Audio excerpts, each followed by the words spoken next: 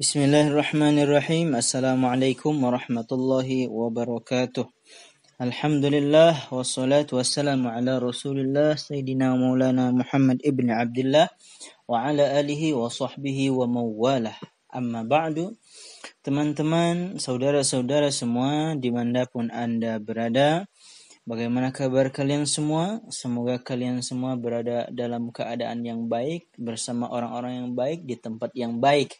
Dan semoga dalam keadaan sehat walafiat dan dilindungi oleh Allah Subhanahu wa taala dari berbagai macam bala, bencana, musibah, ujian, dan semoga khususnya Allah jauhkan kita semua dari virus COVID-19 ini.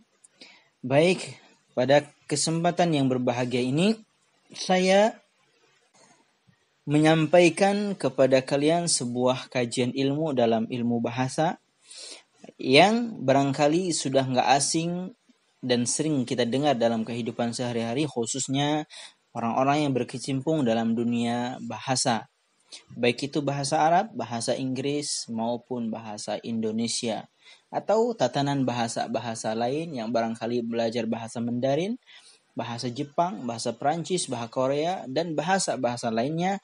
Ini tidak jauh dari pembahasan yang akan saya bahas pada kesempatan kali ini. Bagaimana teman-teman, sudah siap? Maka kalau belum, ayo siapkan diri Anda, khusyukkan dan fokuskan pendengaran kalian. Jika perlu, siapkan buku dan pena sebagai alat pembantu untuk mengingat apa-apa yang akan kalian dengar dan akan yang kalian lihat pada pembahasan saya pada kesempatan ini. Baik, kita mulai pembahasan kita pada kesempatan ini, yaitu ilmu dilalah. Ilmu dilalah yang dalam istilah linguistik modernnya disebut dengan semantik. Semantik merupakan istilah yang digunakan oleh linguistik modern. Nah, sementara dalam linguistik Arab disebut dengan ilmu dilalah. Kata ilmu dilalah itu sendiri berasal dari bahasa Arab. Ilmu artinya pengetahuan, dilalah itu berarti petunjuk atau tanda-tanda. Berarti ilmu yang mempelajari tentang petunjuk, mempelajari tentang sebuah tanda-tanda atau simbol. Nah, bagaimana dengan semantik? Semantik itu sendiri merupakan turunan dari bahasa Yunani yang asalnya berbunyi semainin, yang mempunyai arti bermakna atau yang berarti. Menurut Kamus Besar Bahasa Indonesia, semantik adalah ilmu tentang makna kata, pengetahuan mengenai seluk-beluk dan pergeseran arti kata. Dengan kata lain, semantik adalah cabang ilmu bahasa yang mengkaji tentang makna kata dan perubahannya. Perubahan yang dimaksud adalah perubahan makna yang terjadi sewaktu kata tersebut ditempatkan di dalam kalimat. Tarigan menyatakan bahwa kata semantik berasal dari bahasa Yunani, yaitu dari kata semantikos. Seman mengandung makna tanda, sementara tikos mengandung makna ilmu. Sementara itu, secara etimologi berasal dari kata sema dan tik. Dengan demikian, semantik dapat diterjemahkan sebagai ilmu tentang tanda. Secara lebih luas, kata semantikos dapat diartikan penting atau berarti. Sementara kata semantikos sendiri diturunkan dari kata semainain yang berarti memperlihatkan atau menyatakan.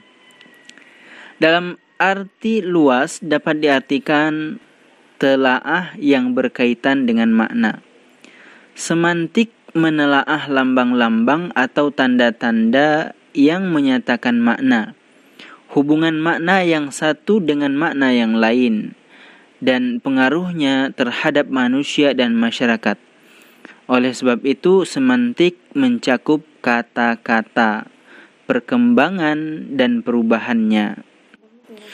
Menurut Krida Laksana, semantik adalah bagian dari struktur bahasa yang berhubungan dengan makna ungkapan atau wicara. sistem atau penyelidikan makna suatu bahasa pada umumnya. Sementara itu, semiotik adalah cabang ilmu semantik yang mengkaji tentang lambang dan referennya. Berdasarkan rumusan yang dikemukakan, krida laksana tersebut tersirat makna bahwa semantik berhubungan dengan makna ungkapan atau wicara. Sementara semiotik berkaitan dengan makna lambang dan hal yang berhubungan dengannya. Kita kembali kepada Tarigan. Dia juga pernah mengutip pendapat dari Georgi, di mana Georgi mendefinisikan semantik sebagai bidang ilmu yang berkaitan dengan telaah tentang makna. Pandangan ini jelas berbeda dengan krida laksana dari aspek penekanannya. Krida laksana lebih menekankan semantik sebagai penelitian berkaitan dengan makna ungkapan atau wicara, sementara Tarigan lebih menekankan semantik sebagai kajian yang berkaitan tentang makna.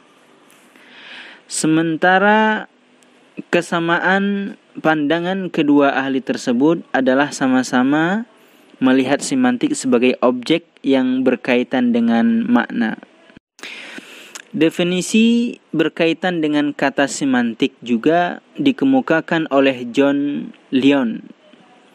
Menurutnya, semantik adalah ilmu yang berkaitan dengan makna tanda. Sejak dahulu, para ahli tata bahasa sangat tertarik tentang makna kata-kata. Tak terhitung jumlah kamus yang telah dihasilkan, terutama dalam kata bahasa tradisional Yunani.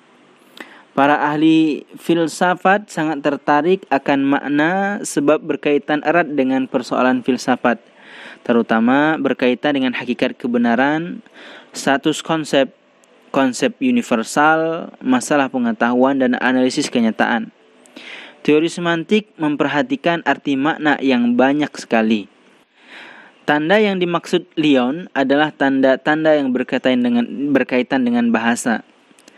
Pandangan yang dikemukakan Lyon ini tentunya membuat kita bertanya-tanya,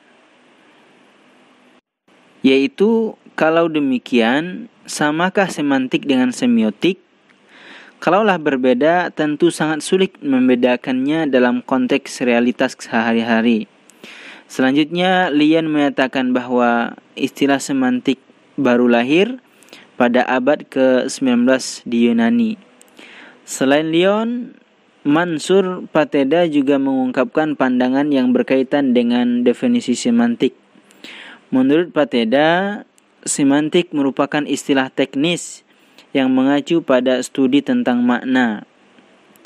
Pandangan Pateda ini jelas memiliki kesamaan dengan pandangan yang dikemukakan Tarigan. Bedanya hanya penggunaan diksi saja, yaitu Tarigan menggunakan istilah telaah makna, sementara Pateda menggunakan diksi studi makna.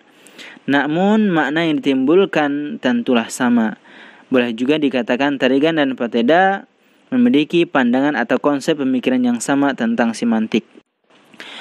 Walaupun teori-teori tentang makna atau semantik telah dikemukakan, sejauh ini belum ditemukan teori semantik yang lengkap atau menyeluruh. Masing-masing ahli mendefinisikan menurut pemahamannya masing-masing pula.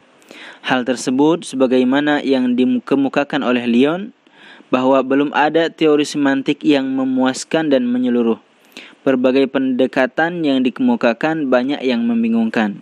Baik, demikian beberapa pengertian daripada semantik yang barangkali bisa kita simpulkan bahwa semantik itu adalah cabang ilmu bahasa yang mengkaji tentang makna kata, frasa, dan kalimat.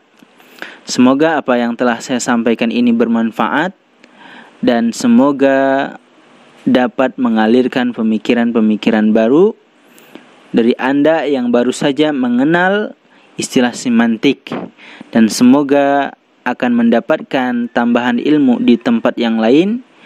Dan saya akhiri, wassalamualaikum warahmatullahi wabarakatuh.